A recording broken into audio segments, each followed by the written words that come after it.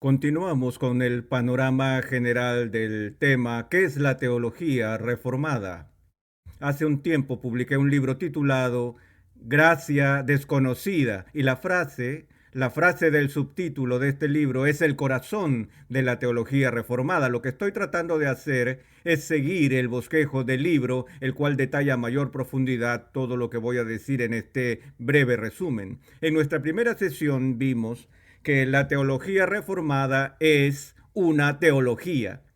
Y ahora quiero sugerirles que la teología reformada es una teología sistemática. Uno de los privilegios en mi vida ha sido poder enseñar la disciplina de la teología sistemática a nivel de seminario. Y sé que en estos nuevos tiempos, con el advenimiento de la filosofía existencialista, por ejemplo, ha habido esta creciente antipatía o alergia, por así decirlo, contra todo lo que signifique sistemas. Y en ocasiones con buena razón, parte de la preocupación que la gente tiene es que sabemos lo que pasa cuando la gente adopta un sistema de filosofía y luego toma ese sistema y lo traslada a las páginas de la Biblia y luego trata de forzar todo lo que la Biblia dice conforme a ese sistema. La idea de un pensamiento sistemático va mucho más atrás en la historia de la Iglesia, pero aún en el periodo de la Ilustración, con la llegada del método científico moderno, los filósofos de aquellos días descubrieron o abogaron por un método o ciencia que llamaron el método analítico de estudio, el cual en otros términos y en un lenguaje más común se llamaba la tarea de buscar para encontrar la lógica de los hechos. Es decir, que los científicos explorarían los detalles del universo físico y dirigirían sus telescopios al cielo para recopilar tanta información particular como les fuera posible. Luego de obtener estos datos, intentarían encontrarle sentido. Trataron de ver cómo encajaban juntas todas las piezas en particular. Históricamente, la tarea de la teología sistemática ha sido algo así. No es venir a la Biblia con un sistema preconcebido, sino ir a la Biblia, escuchar las palabras de Dios en todas sus particularidades, en todos sus detalles, y entonces tratar de discernir cómo todas esas verdades individuales encajan entre sí, porque el supuesto de la teología sistemática es esta, que la Biblia es coherente, que aunque Dios nos revela muchas cosas a nosotros, toda su verdad está unificada en su propia persona y en su propio carácter. Me encuentro de hecho con la enseñanza. A veces tengo charlas que se convierten en una especie de discusión abierta con mis estudiantes. Y empezamos el seminario mirando una doctrina en particular dentro de la variedad de la teología sistemática, porque si les permito a los estudiantes hacer sus preguntas, seguro que terminamos en otros temas muy lejos a la doctrina que empezamos a estudiar. A primera vista podría parecer que solo estamos dando vueltas persiguiendo conejos por caminos innecesarios, pero luego les recuerdo a ellos, les dije que esas preguntas que me están haciendo son preguntas que deberíamos hacernos ya que fluyen de la doctrina que estamos estudiando, porque cada doctrina de la teología cristiana toca de alguna manera todas las demás doctrinas de la fe. Es decir, que toda la fe cristiana está íntima e intrínsecamente relacionada en todas sus partes. De hecho, una de las cosas que nunca deja de sorprenderme es la manera en que la Biblia habla de tantas cosas durante tantos años y con miles de detalles, y sin embargo la simetría de las escrituras está allí. Todo esto encaja de una manera tan coherente. Cuando decimos que la teología reformada es sistemática, eso es lo que estamos diciendo desde el principio, que no estamos tratando de imponer un sistema a las escrituras, sino de encontrar el sistema de doctrina que está en las mismas escrituras, para ver cómo todas las piezas encajan juntas. Ahora, una de las ironías de la teología reformada, y voy a usar la palabra paradoja, a pesar de que a veces choco con esa palabra, les digo a mis alumnos cuando estudiamos teología sistemática que usualmente iniciamos la teología sistemática con el estudio de lo que llamamos teología propia. No hablamos de lo opuesto a la teología impropia, sino que la teología propia se refiere a un enfoque sobre la doctrina de Dios. A diferencia de la doctrina del pecado, la doctrina de la justificación o alguna otra doctrina, sino más bien sobre nuestra comprensión de la naturaleza y el carácter de Dios mismo. Y aquí es donde la paradoja entra en juego. Al inicio de este estudio le digo a mis alumnos que si nos fijamos en los credos y confesiones reformadas y leemos lo que dicen sobre la naturaleza de Dios, tendrán que buscar con mucho esfuerzo para ubicar algo allí que sea claramente reformado.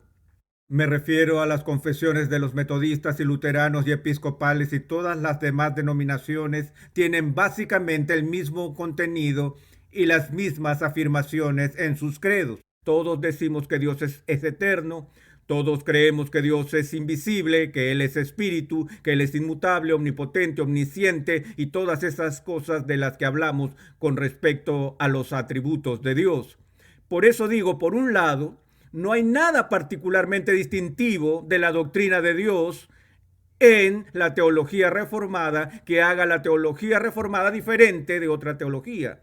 Sin embargo, una vez más, aquí está la paradoja. Si alguien me dijera, Roberto, ¿cuál crees tú que es el aspecto más distintivo de la teología reformada?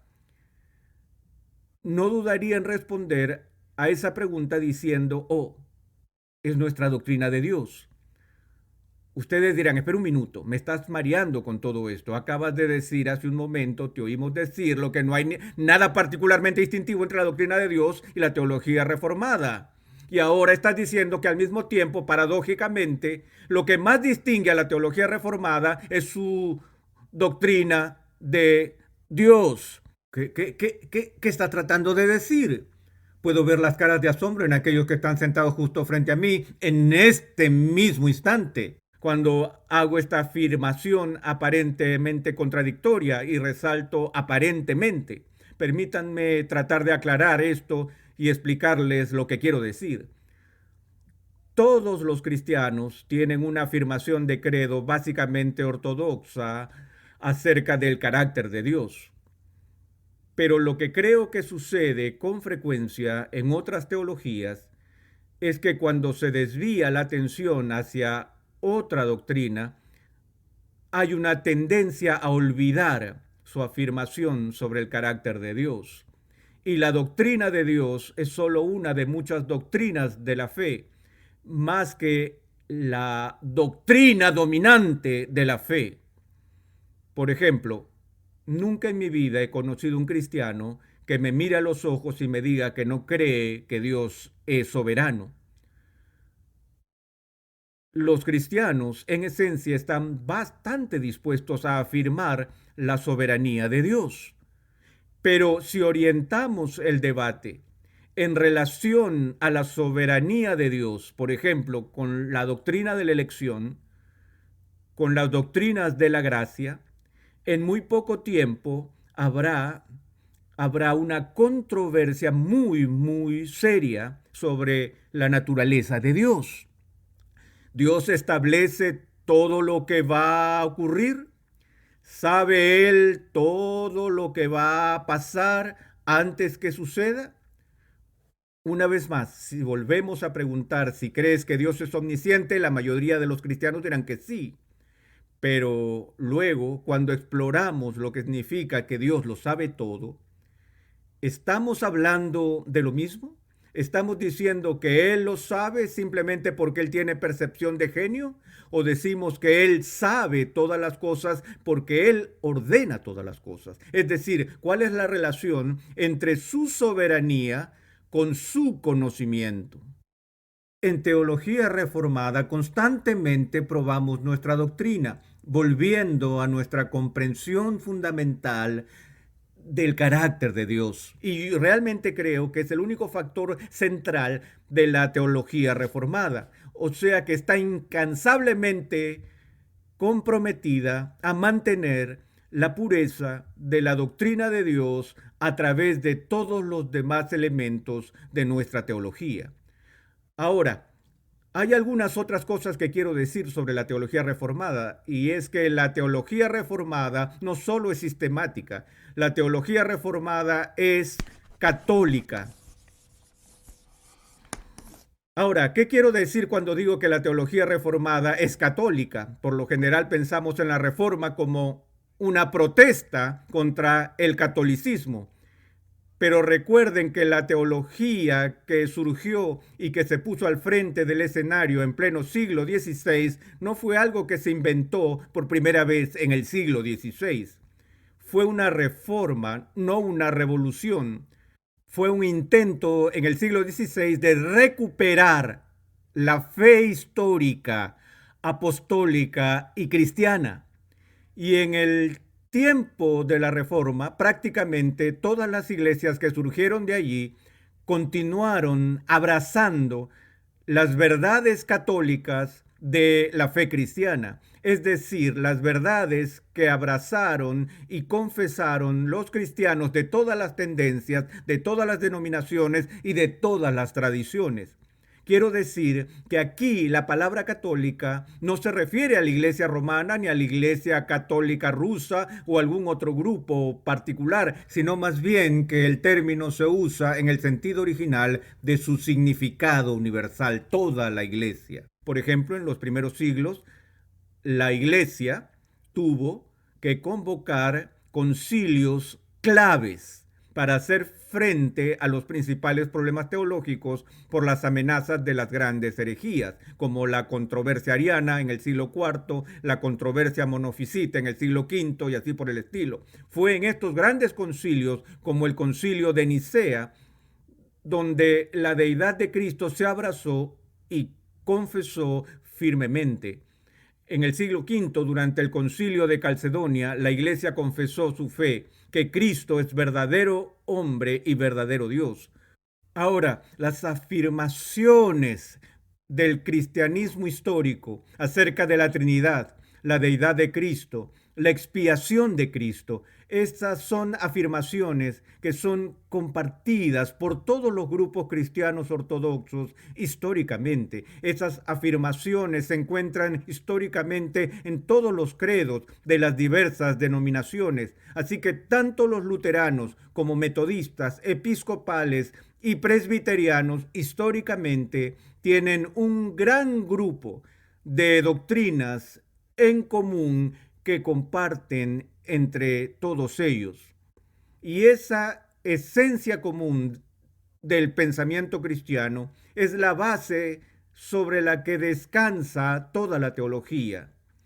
Así que cuando hablamos de teología reformada como un distintivo para diferenciarla, por ejemplo, de la teología dispensacionalista o la teología luterana o cualquier otra teología particular de la que estamos hablando, reconocemos ante todo que hay un núcleo común de la doctrina que forma parte de todos esos distintos grupos. Ahora, la razón por la que digo eso es por la tendencia que hay de pensar en teología reformada como si esta fuera el distintivo de la teología reformada. Algunos me dicen, háblame de la teología reformada, ¿no es de los 5 puntos del calvinismo? Y yo digo, pues sí, los 5 puntos del calvinismo tienen mucho que decir y mucho que ver con la fe reformada. Y vamos a explicar esos conceptos más adelante en esta serie. Pero, pero sería un grave error de la teología reformada pensar en ella exclusivamente en términos de nuestros distintivos. hay que recordar que esas doctrinas descansan sobre una base común que compartimos con muchos otros grupos cristianos. Es decir, tenemos la fe católica. Ahora bien, además de esto, toda teología reformada es evangélica. Ahora, este es un segundo gran título que estamos usando. El primero era católico y este es el evangélico. Ahora, todos los que son evangélicos en el sentido histórico también son católicos. No todos los que son católicos son evangélicos, pero todos los que son evangélicos comparten la doctrina común de la Iglesia Universal con todos los demás. Ahora, no todo el que es evangélico es presbiteriano o luterano o metodista o cualquiera de estas otras denominaciones, de modo que no todo el que es evangélico es reformado, pero todo el que es reformado en el sentido histórico del término también es evangélico. Compartimos no solo una herencia común de cristianismo católico, sino que con los hermanos protestantes compartimos una tradición común evangélica. Ahora, el término evangélico está otra vez bajo acoso hoy en día y es una cuestión de confusión en cuanto a lo que realmente es en nuestros tiempos. Esta confusión no existe históricamente. Fue en los tiempos de la Reforma donde el término o etiqueta evangélico se acuñó y fue acuñado por los reformadores porque ellos creían que con la doctrina de la justificación sola por la fe, ellos estaban recuperando lo evangélico del Evangelio del Nuevo Testamento. Y puesto que el corazón de la controversia del siglo XVI se centró en la doctrina de la justificación, todo el debate se centró en la pregunta ¿qué es el Evangelio? Así que los protestantes se llamaron a sí mismos evangélicos, entendiendo por esa etiqueta que estaban adoptando la definición de Lutero de la doctrina de la justificación, justificación por fe. Ahora, de esa tradición, como sabemos, habían muchos en el siglo XVI que abrazaron la posición de Lutero sobre la justificación como la posición bíblica, y ciertas tradiciones diferentes provienen de allí, todas manteniendo la convicción básica central de que la justificación es solo por fe y que este es el corazón mismo del evangelio en sí, pero fueron en otras cosas donde diferían, por ejemplo, sobre el asunto de los sacramentos, sobre el gobierno de la iglesia y sobre otras doctrinas, pero mantuvieron este compromiso común a eso. La otra doctrina que era común al evangelicalismo histórico fue la doctrina de la autoridad de las escrituras, o lo que se llama la sola escritura, que vamos a ver más adelante. Y así los historiadores han dicho que el asunto material, o la causa de la reforma, fue la doctrina de la justificación. La causa formal fue la doctrina de la autoridad de la escritura.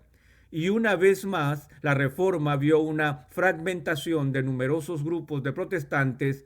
Había una unidad básica de acuerdo entre ellos sobre las dos tesis centrales. Primero, la doctrina de la justificación por la fe sola y segundo, la doctrina de la autoridad de la escritura.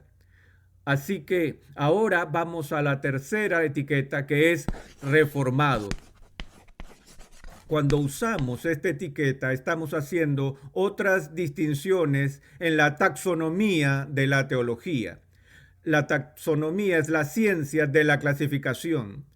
Hacemos eso en el mundo biológico, dividimos en reinos, el reino vegetal y el reino animal. todas las plantas están en el reino vegetal y por otro lado todos los animales forman parte del reino animal. Una vez que tienes los distintos reinos, luego los subdivides en clase, orden, familia, género y las especies y todas esas diferentes tipos de clasificaciones. En la medida que refinas más y más las divisiones entre los mamíferos y reptiles y vertebrados e invertebrados y todo ese tipo de cosas, vas haciendo distinciones cada vez más y más finas para tratar de comprender el mundo que nos rodea. Nosotros hacemos lo mismo en teología y en las tradiciones teológicas. Ahora, hay muchos grupos evangélicos, como ya lo he dicho, luterano, episcopal, metodista, bautista y así sucesivamente. Y ellos difieren entre sí en ciertos puntos. Y cuando hablamos de un luterano, diremos que un luterano es una persona que se aferra a las doctrinas históricas, que son particularmente características del luteranismo.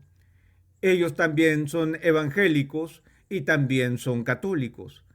Ahora, definiendo la tradición reformada, encontramos doctrinas que son exclusivas a la fe reformada, que no siempre son compartidas por otros entes cristianos.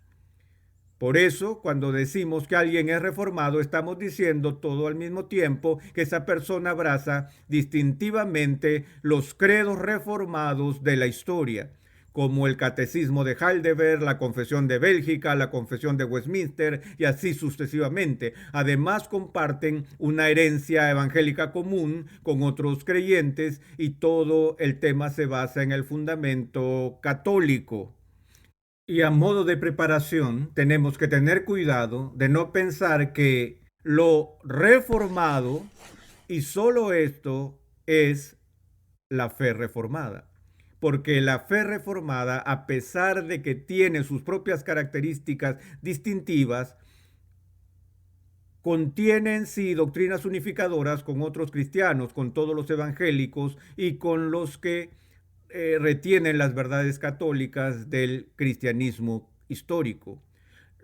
Lo que vamos a hacer en el resto de esta serie es prestar atención a los distintivos que diferencian a la teología reformada de otra teología evangélica y del amplio título de la teología católica. Así que de ahora en adelante vamos a estar examinando los distintivos, pero solo con esta salvedad ahora. Y esta advertencia, voy a recalcar esto para que recuerden que cuando nos fijamos en los distintivos no son todo lo que está ahí. Los distintivos establecidos en la tribuna están establecidos ahí sobre la base del cristianismo católico y evangélico.